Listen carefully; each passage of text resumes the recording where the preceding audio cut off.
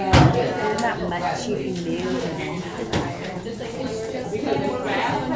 And then as the medical stuff, you get to go where like the guests, like the paying people go. Or like if you were, let's say, like a gift shop worker, or you were, you know, in the casino or whatever, you don't get to. Should I still do it with the flashlight? You have to go The flashlight. to, Does that matter? you don't get to go. Probably get away with it off. But didn't bug me. Okay, let's take a look at the female anatomy and do the last 3 questions we have on our quiz, our lecture quiz. So remember I said that male was much more complicated as far as the sequence of structures that have to go, the sperm go through, but the female is more complicated when we get to the hormones and the uterine cycles and changes in the ovaries and pregnancy and implantation and all of that. All right? So here's a comparative, sagittal section of the female. Notice here's the peritoneum, all right?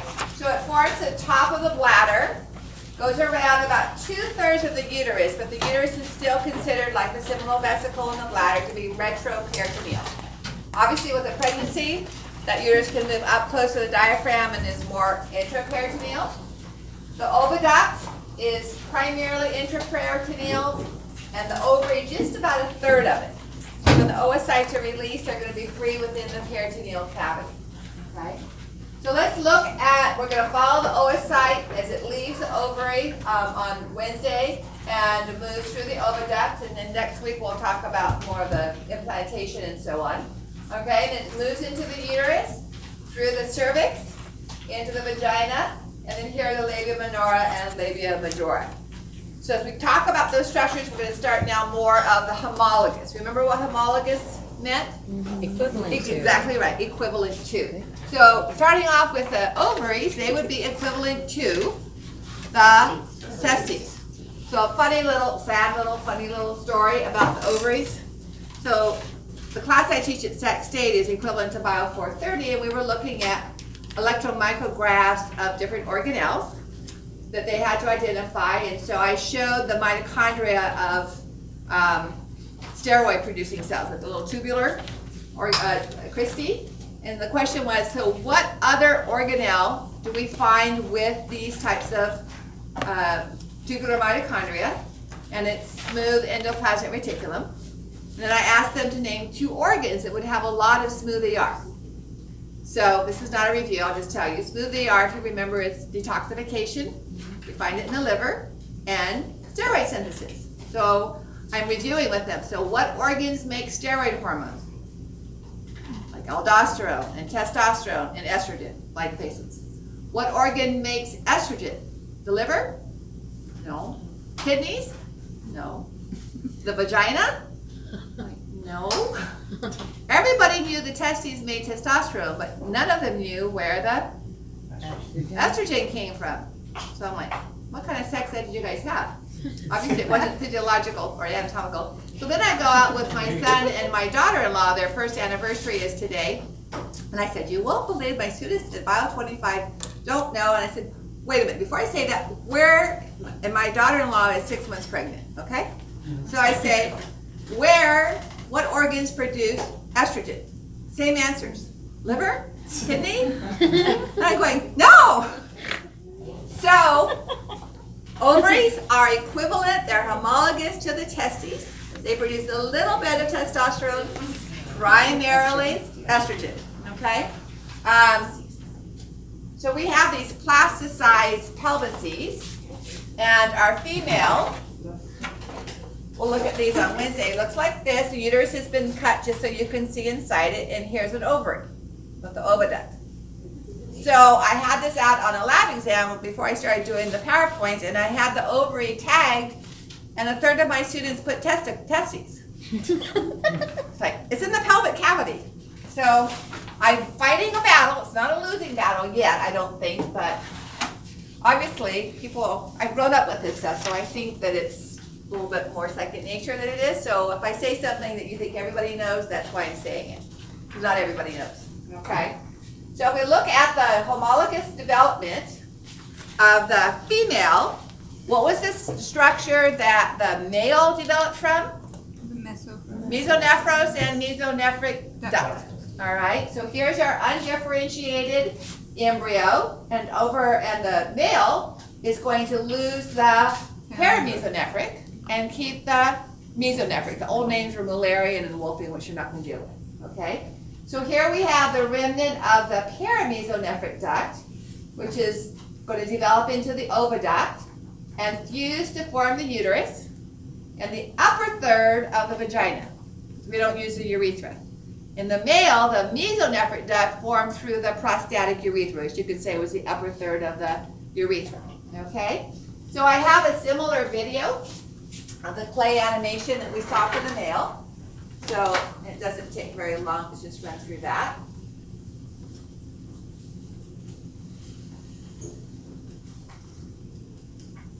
So again, early part of the pronephros, and then we're going to see the development of the mesonephros. These do not contribute anything to the female reproductive pathway. The mesonephros tubule in the male form the efferent ductules. In the female, sometimes we can actually see them, but they don't form anything in the female reproductive pathway. So we have the mesonephros, mesonephric duct. So far it looks like the male. Here's the true kidney and ureter coming up, the metanephros. We're going to see the gonad developing as the germinal ridge. And here's the appearance of the paramesonephric duct. Okay, our mesonephros is going to disappear completely, so our ovaries are not directly continuously attached to the oviduct. There's a gap, and this is the reason why. The gonads only move into the pelvis. They don't move into the labia majora. Notice how mesonephros is gone, and now the mesonephric tubule is disappearing, and the paramesonephric duct fuses to form uterus and upper third of the vagina. Okay? But the key thing is there's no direct continuous connection between ovary versus the paramesonephric tubule. So when the egg is released, it can go anywhere in the peritoneum. It can land on the stomach, okay? It can land on the intestines. You can have an ectopic pregnancy anywhere within the peritoneal cavity. If it lands on a blood vessel, it might actually develop to term, okay? But it doesn't have to go into the oviduct.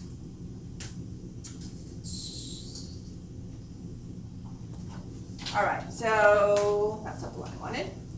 Over here. That was so I could go over the quiz questions relatively quickly with you. So when we look at the development of the ovary, remember we have the germinal epithelium here on the germinal ridge, and that developed into the seminiferous tubules, which were tubular structures of Sertoli cells. In the female, instead of forming tubes, these form balls of epithelial cells around the oocytes, of the oogonad.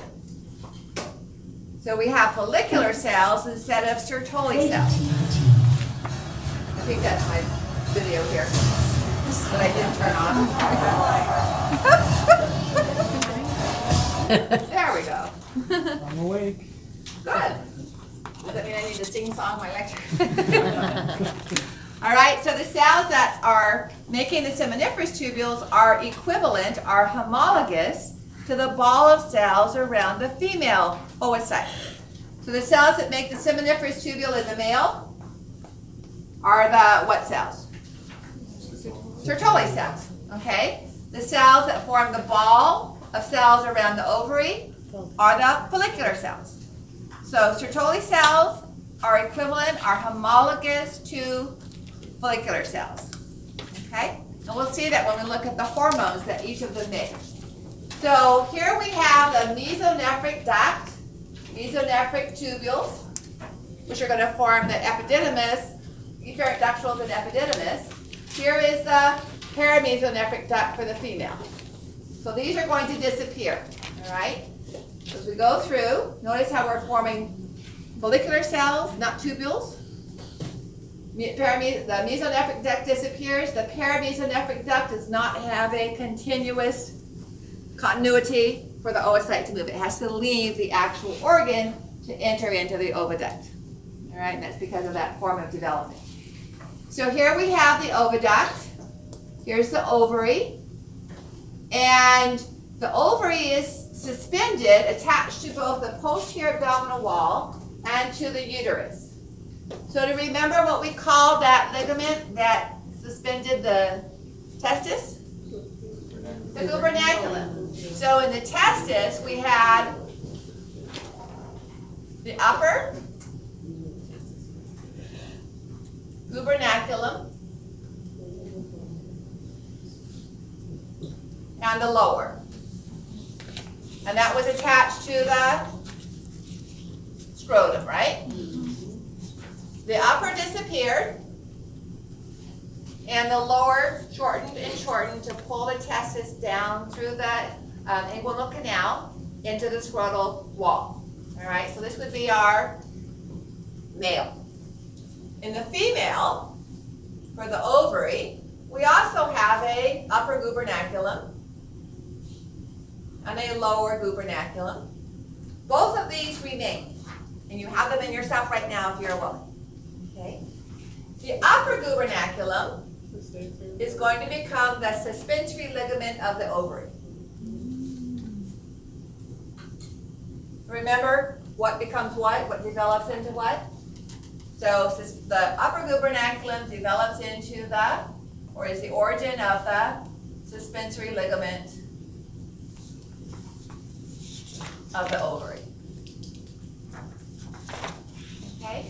The lower gubernaculum is going to form the ligament that attaches the ovary, part of it anyway, is going to form a ligament that attaches the ovary to the uterus. And we call that, so this portion right here is the ovarian ligament. Sometimes known as the ovarian ligament proper, but you can just call it the ovarian ligament. Okay? So that would be this right here. The rest, now where did the male gubernaculum end up? In the scrotum. So let me show you an image, and we'll come to it on Wednesday to finish up the ligaments. So we're looking down inside the female pelvis. Here's the rectum. So this is posterior. Here's the bladder. So this is anterior. Here's the uterus. All right. Here's the suspensory ligament. This is the ureter. This is the suspensory ligament right here. Remember I said the gonadal artery and vein come off, attached up high? So that's where the suspensory ligament has its attachment as well. All right, we find it with the ovarian artery and vein. So that's the suspensory ligament that we find with those vessels. Here's the part of the lower gubernaculum attaching the ovary to the uterus. The rest of the lower gubernaculum forms a ligament of the uterus going through the deep ring, just like the lower gubernaculum and the testis did. So when we get to the uterus, we'll talk about that again. This is called the round ligament. So both the round ligament and the ovarian ligament develop from the lower gubernaculum. The upper gubernaculum forms this suspensory ligament. Okay? And then on Wednesday, as I said, we'll see this picture again when we talk about the other ligaments of the uterus.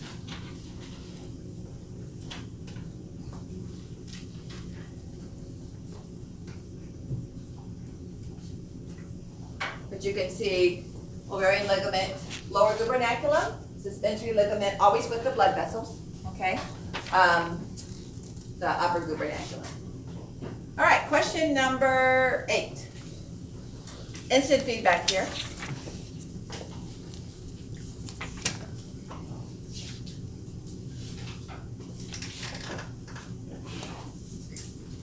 And the answer's on the board, in case you forgot from 2 minutes ago.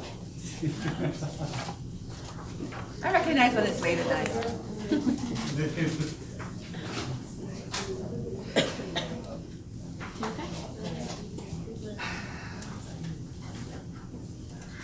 Okay? You guys got that? I hope. Okay, question 9. The oviduct develops from which of the following?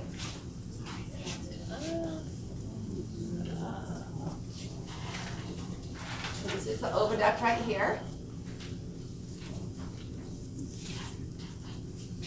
Here's the ovarian ligament. Guess what this is right here? This is the ovary here. This is the embryonic remnant of the mesonephric tubules. What form the efferent ductules in the male. We can see, but they're not part of the female structure. So sometimes you can find the embryonic structure there, but they're not functional, okay? So that would be what, if this was a testis, would connect this to the epididymis. In the female, there isn't that direct connection, so these are just collapsed structures that are left over from embryonic development. So I took out one answer from there. This structure right here would have developed from that. So the oviduct can't develop from that. Remember I told you all of this, plus the upper third of the vagina, developed from one structure. Okay. Yeah.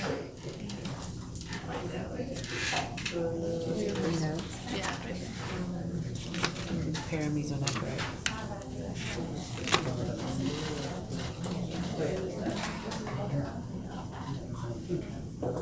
Okay, so one doesn't develop into anything. Two of them only develop in the male, so that leaves you with the correct answer. All right, so here's the ovary again. This would be the suspensor ligament here and the ovarian ligament here, but I wouldn't ask you like this because you can't see the uterus.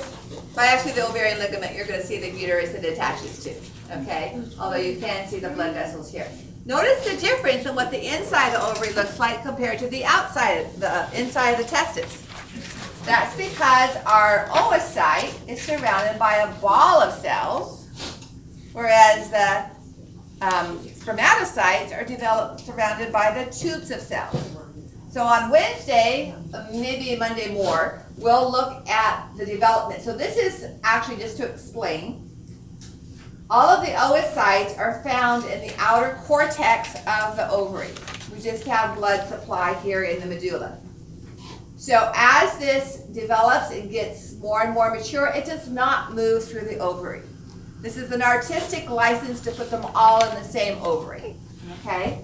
This oocyte's follicular cells are going to develop, and this is going to look like this, and then it's going to look like that, and then it's going to look like that, and it's going to ovulate from that place right there. So it doesn't migrate around. The artists wanted to be able to show all the different stages, okay? So when we talk about the ovarian cycle, we'll come back and talk about the different stages of the follicle. All right, so let's look at the oviduct itself, or uterine tube or fallopian tube. It has a bunch of different names. Uterine tube and oviduct are probably the most common. Fallopian tube is an older term. And the Latin word for it, anybody know what the medical or Latin term for tubal ligation is? Salpingectomy. That's the equivalent of the vasectomy. Where's my eraser here? So oviduct, I'll write the three of those words on the board.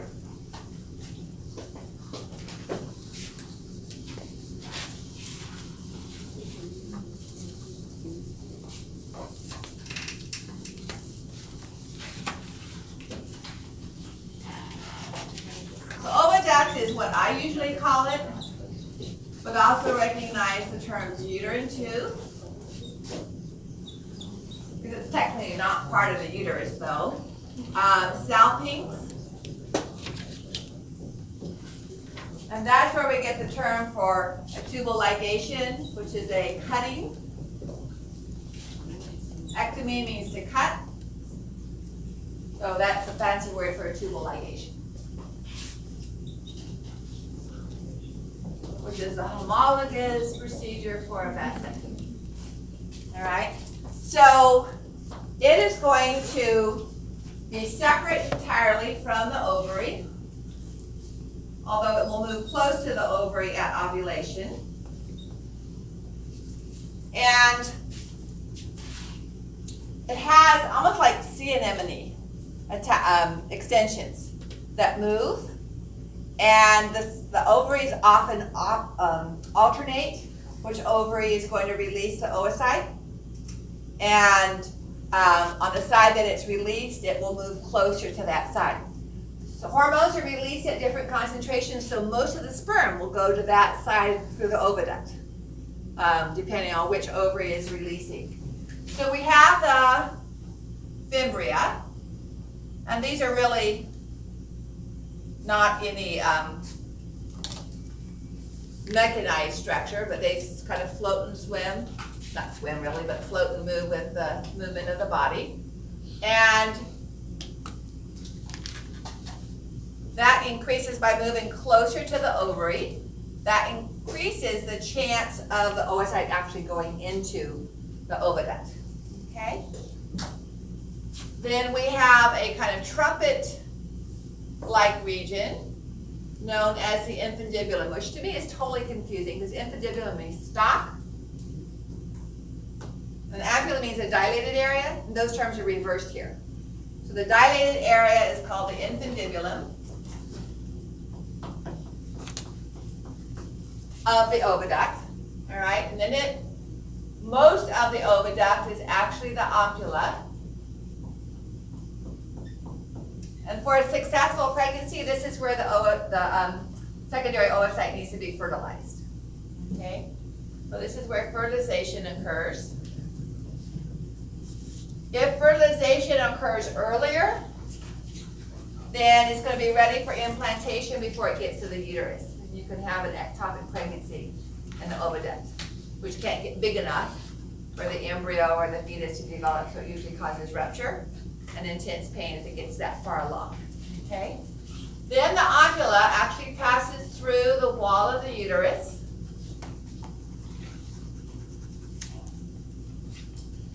And this, a little bit more narrowed region is known as the isthmus.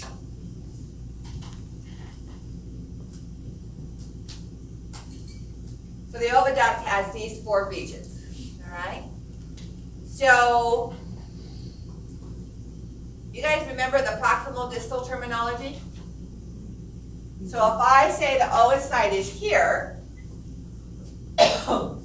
and the sperm tend to just kind of pool here in the isthmus. Remember, we have millions and millions. And then kind of a group of about 100 to 200,000 at a time will move out the oviduct, okay? So what's the relationship between the oocyte and the sperm? Is it lateral or proximal or distal? So point of origin, you might think is the oviduct because that's where it attaches, but the movement starts here. Yeah, so And we don't care, the sperm don't even belong here, okay? So we're not going to consider where they start their journey. The oocyte starts its journey here and moves through the tube into the uterus, through the oviduct into the uterus. If it doesn't implant, it then moves down the cervical canal to the vagina. So the point of origin for the oocyte would be the fimbria, okay? So that would be proximal to anything farther along the reproductive pathway. So what's the most proximal part of the male reproductive pathway? Where do the sperm start? What part of the testes? Yes, the seminiferous tubules. Okay, so that's where they start moving out of the male body. This is where the oocyte starts moving through and out of the female. So that, these fimbria would be the most proximal part of the oviduct itself, because that's the origin. Now, does the oocyte swim? No, it doesn't have anything to swim. It is propelled by external forces and not fluid forces. So the epithelium of the oviduct is simple columnar. And what's the modal plasma extension of a cell? Microvilli or cilia? Cilia. Okay? So ciliated simple columnar cells. Did we have ciliated cells in the male reproductive tract, aside from the spermatozoon that had one cilium? Was any part of the male reproductive tract ciliated? It looked like it was, but those were long microvilli to increase surface area for absorption of that extra fluid that was pushing the sperm out of the testes. Okay? So that makes up the That, ducts. that makes up the oviducts, and simple columnar without cilia line the uterus. So most of the female reproductive tract is going to be simple columnar. The vagina changes to the same thing as your esophagus or the anal, the rectum, that's not the anal canal, non-quantified stratified squamous. But we'll get to that on Wednesday. So simple columnar with cilia. So here's the cross-sectional view.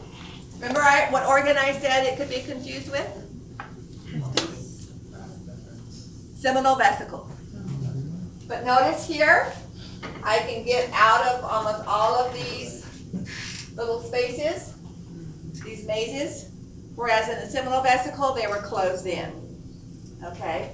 So even almost all, like even here, I can go in through here and get out here into the lumen. Okay? So the oviduct is going to, the oocyte is going to be out here, being swept along towards, from origin to the uterus. The sperm are going to be swimming deep down here. Okay, so they're going to be swimming in these spaces way down here and being helped along by muscular contractions of the oviduct. The cilia beat towards the uterus. The contractions move the sperm towards the ovary. Okay, question 10, and we'll stop here. 20 minutes of lecture, but I don't think you guys could remember much more.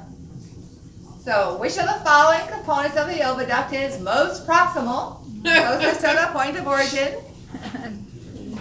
I don't trust your long-term memory or short-term memory very much, then so you can easily do